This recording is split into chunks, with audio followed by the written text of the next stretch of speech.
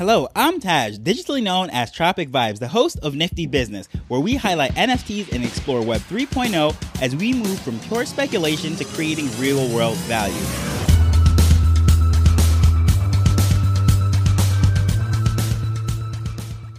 Have you ever been a part of an organization that did not have any kind of strong leadership? I'm guessing either it felt like the group was just walking in circles, absolutely going nowhere, or it felt like total chaos. And in Web3, in this whole decentralized world that we're touting and hoping for, we hold the democratic process in high regards. And that's what makes a DAO appealing to very many people. However, what if I told you that is not the best model for a business? So today, we're going to discuss why I believe a DAO will not replace corporations.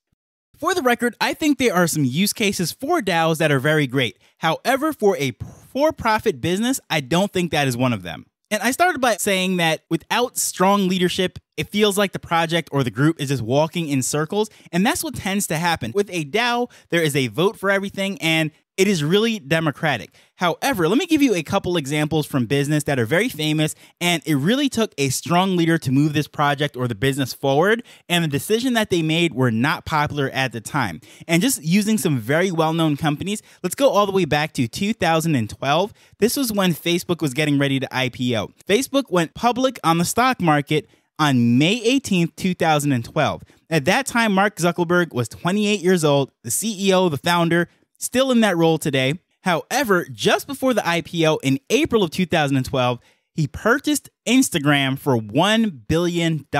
Now, at the time, this was absolutely crazy. This made all the headlines, Financial Times and news. I mean, it was all over CNBC, Bloomberg, you name it. It was literally everywhere being criticized as, should we really give a 28-year-old billions of dollars? How could he possibly do this right before the IPO? This is reckless, and there was so many negative things being said that the value of the company was supposed to go down. People were very skittish. They were saying they need to downgrade everything because he has way too much power, way too much say in the company, and this is reckless behavior. We should not allow this 28-year-old to run such a large company with so much financial backing. And if he's going to do this now, right before the IPO, when this sort of thing is obviously frowned on, everyone knows in the industry, do not make such big purchases and big moves right before you go public. This is sort of like when you're getting ready to make a mortgage for a house and they tell you, do not make any big purchases, do not buy cars, do not take out any loans or anything of that nature, because it's going to look bad when you go to take out that mortgage with the bank before purchasing the house.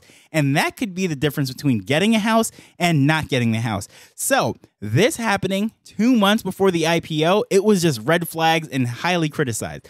Now, obviously, fast forward 10 years, and that was probably a steal. $1 billion to think that they got Instagram for that cheap, considering where it is now, and the valuation of that is like in the hundreds of billions. It's just absolutely crazy. So that probably was one of the best purchases in all of history. Now, let's go to 2014, another big purchase. This was when Apple bought Beats headphones. Now, at the time, that $3 billion purchase was the most expensive purchase ever made by Apple as far as an acquisition. And people criticized this. The stock went down. They were saying, yep, Apple has finally ran out of ideas. It's a shame. Steve Jobs has passed away. Tim Cook has taken over the company, and it's all going into the ground now. This is absolutely time to sell your stocks. So, of course, there was a little bit dip, and it was just complete panic. And the fact that why would Apple not design headphones on their own? Does this mean that their internal design teams is not doing good? Why would they have to go out and buy this headphones company that literally makes mediocre headphones according to, audiophiles, and it is all marketing hype with celebrities? Why couldn't Apple just do that themselves? They're a marketing machine, they're a design machine, they have tech, they have headphones. Why would they purchase this? So that was met with fierce criticism. However, what people didn't realize that they were purchasing Beats headphones not for the hardware itself, but it's because of the streaming service. What we know today as Apple Music came out of that acquisition. All of those contracts and everything that was negotiated with all those record labels and streaming music, well, Beats was already in that. Beats had its own streaming music service. So when they purchased that, they acquired all the IP, all the contracts, the team, everything that was on that side working with the record labels. And Apple was not in good graces with the record labels, because when they came out with iTunes and they were breaking up albums and selling them in single songs to go on an iPod, it absolutely turned the music industry upside down. However, with Dr. Dre and Interscope Records and everything that was involved with the Beats Headphones team, they had those indoors. They had the team and infrastructure, and most importantly, they had the technology already built and ready to go. So when everyone was in the news screaming in frenzy, going over the purchase of Apple for these headphones, that was not the case. However, on the outside, the public did not know that, but Tim Cook and the internal team that made this decision to make that huge purchase just took the fire because they knew what they were really purchasing. So fast forward to now, and it's just like a no-brainer. I can't believe people were so upset about that purchase because what we know today, Apple Music, everything that was built on that came from that purchase. Both of these, Apple with their purchase and Facebook with that huge purchase, now seem like they were absolute steals. It was like a fire sale. They got it at a bargain. However, it took strong leadership, the courage to just stare down the barrel, and despite the criticism and everything, just go ahead and make that purchase. So those are just two examples of two very well-known companies and brands and purchases that I just want to put out there. But the whole point of sharing this is these companies were able to make these decisions. Why? Because strong leadership was in a position to make that, despite the criticisms, all the naysayers and everything, and they went forward. Now, the other thing that is very cool about these companies and strong leadership being able to make decisions is that it is a quick process. And that is one of the things that slows down business. My father likes to say hesitation is deadly or it's very expensive. We all hear the term time is money. Well, it's even deeper than that. So let me just give you a few quick examples of, let's get down to a little bit more local, a smaller scale that a little bit more relatable than purchasing billions of dollars or whatever it might be. But let's go to a local business and how things work. Now, let me tell you about my father. My father is someone who is very quick, likes to make his decisions, very big, strong personality. Some people say very authoritative, draconian, whatever you want to call it, but he makes his decisions quickly and he just sticks ahead. He goes forward despite criticism, whatever it might be, and it has worked out for him for the most part in life. Now, a couple examples I just want to give you really quick as to how he operates his business, how he does the things he does. A few years ago, there was a piece of land that came for sale. And this is something that I was always eyeing because it is adjacent to our property where our business is and what have you. And I always looked over the fence and looked over there and just daydreamed about what it would be like to have that piece of land and if it ever went to sale, for so forth. Well, one day he was on his way to work and he noticed that they put up a sign in the yard, and it was literally up for one day when he stopped and he went over there and spoke to the person. Obviously, he knew the people that actually owned it. They were abroad, they were living. So he just calls over onto the fence, starts to speak to the caretaker who's at the property. And he said, when did this go for sale? And the guy, I think he said, oh, yesterday we put up the sign. So then he asked, well, has anyone called, inquired, tried to make an offer or anything of that nature? He said, no. Well, he says, well, I want to buy it. Take down the sign right now. We're going to get this thing done. So the caretaker took down the sign. This is literally one day after that sign went up. And obviously, this is a road that we have to pass all the time because it's right behind our property as far as where the store is. So the caretaker was just gracious enough, just took his word for it, took down the sign, and fast forward, he ended up purchasing the property. And once you work out the math of what he built on it, how much he actually spent for it and everything, it was a complete steal. Now, things like this is very usual for him. He makes decisions very quickly. Oftentimes, when we're trying to calculate something or figure out something, he is very good at numbers too. And it's very funny because he has very little formal education whatsoever. However, he is extremely good at numbers, making his calculations and everything. And he often jokes that by the time my sister and I, who went to college, or my sister who has her master's and she's an accountant,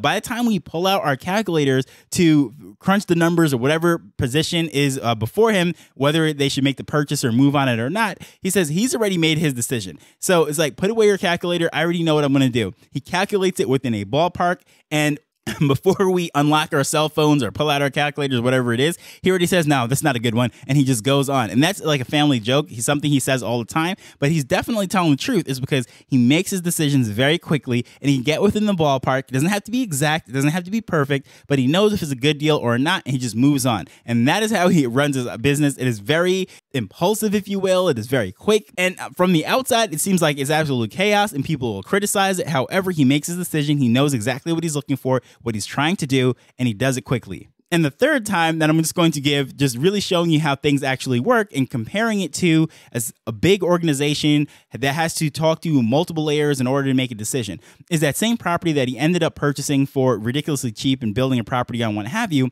Well, on the other side of that, there was a parking lot that was owned by a bank, right? This was one of the biggest companies in Jamaica. And what ended up happening was there is a huge stone wall, probably about 8-9 feet.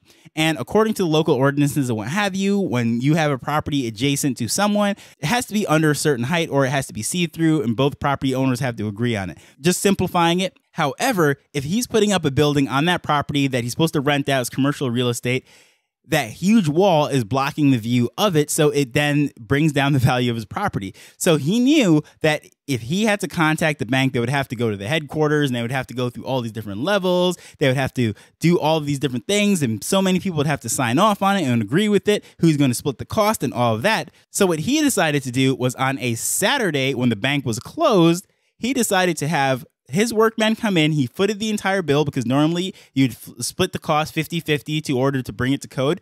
Well, he brought his workmen in. He brought that down to the right level, put up a chain link fence so that way it was completely see-through and he could see the property and everything. So it was able to be displayed. You could see it from the main road, and it would be easier to rent out than pushing up the value of the property. And he just footed all that bill without getting any kind of permission or any kind of agreement to split cost or anything from that bank. Now, this might seem absolutely crazy, but here's the reason why he did it.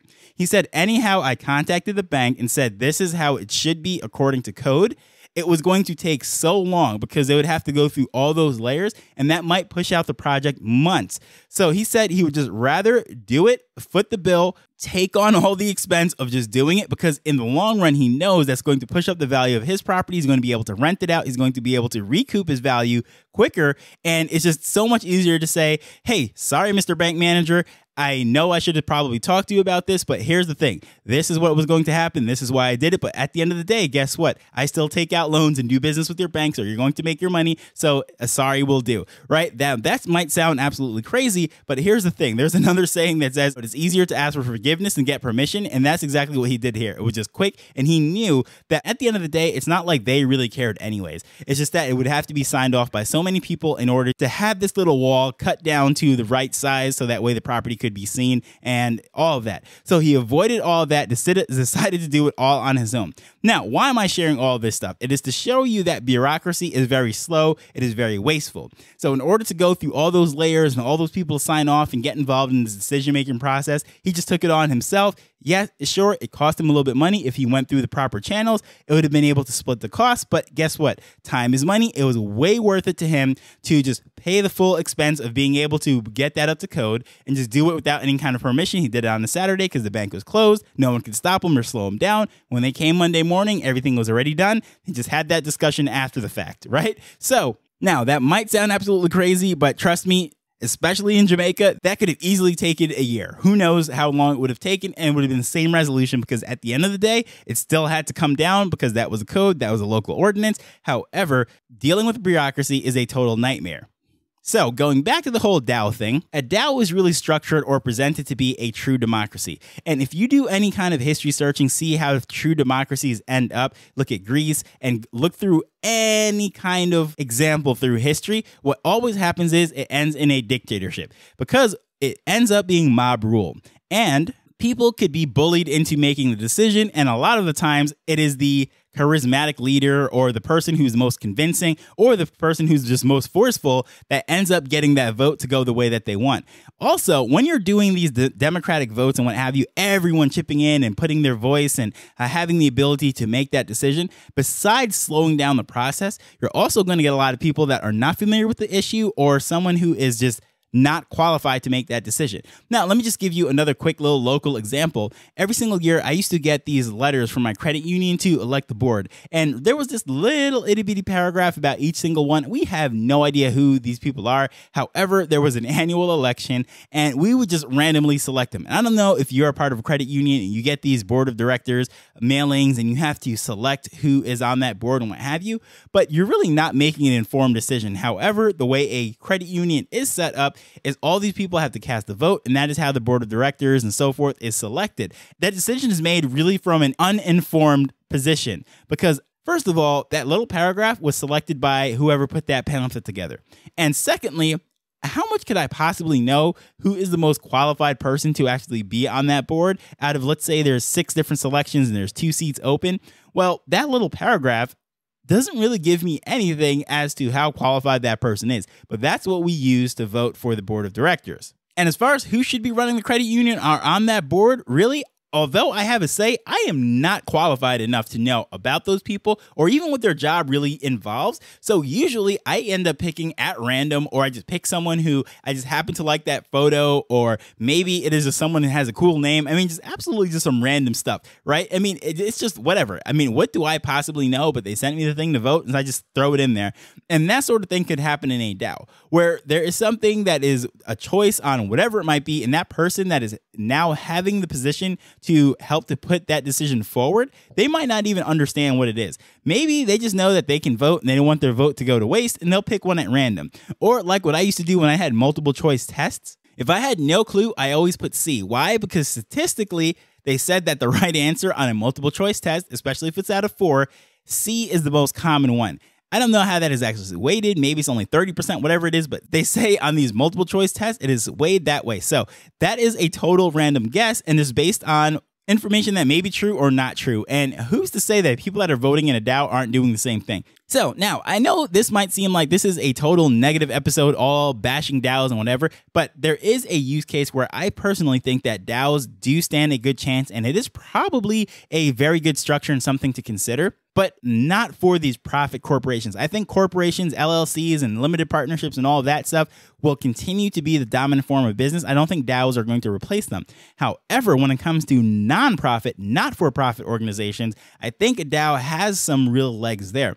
The reason why I think it is because as far as charities and things goes, we are very skeptical about giving them our money. We think that they're wasting it on all sorts of things, gold toilets and private jets, lavish lifestyles. So having all of those people that have their input, have to be able to scrutinize these transactions, see what's going on, have these votes and everything, I think is a good thing. And especially with the DAOs, it's going to be on the blockchain. There's a ledger. Everything's open. Everyone can look at this stuff. There's not really any kind of confidentiality spending or anything of that nature. I mean, they're not doing secret backdoor deals into buying these corporations in order to make profit, right? Normally, it's something like donations, sponsorships, fundraising, like that type of thing, giving out to a cause.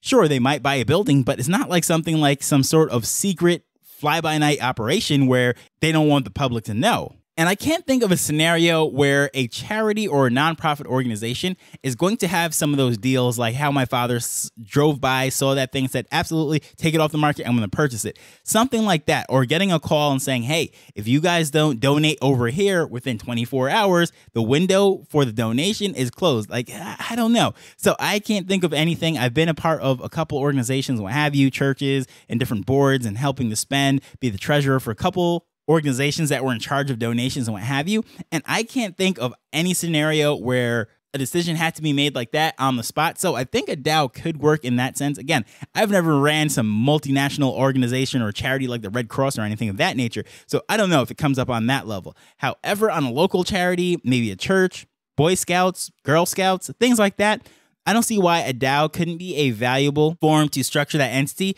because a lot of times we have these clubs and different statuses for them in order to set them up legally so that way it is not in someone's personal name. But definitely, I think a DAO could be a way to go for that. And lastly, the thing that I am just really not so sure about with the whole DAO is how's this going to hold up in court anyways? We have hundreds of years of laws about corporations and defining how there is limited liability and so forth. But when it comes to a DAO now, I mean, those laws are not even set. If the event occurs where these DAOs end up in court, how's that going to stand up? I don't want to be the one who is the guinea pig for that precedent. I think as a for-profit entity, a corporation, having all those laws, literally hundreds of years of laws and case studies on the books and precedents, protects me and my investments. So I couldn't see any circumstance where I would set it up as a DAO. But hey, that is what I'm thinking. Nonprofits, DAOs, yes. For-profits, not at all. But I'd love to know, what are your thoughts exactly? I covered a lot of things. I gave some examples, practical, and I would love to hear your thoughts on it. Please feel free to weigh in at Tropic Vibes on Twitter or via email, Contact information is in the show notes, but as usual, I just want to thank you for taking time to listen to this as we're learning and building Web3 together. So until next time, later. The Nifty Business Arrow is not investment advice. It provides insights and information within the space. As with anything, please do your own research before making a decision whether you're making an investment or a purchase.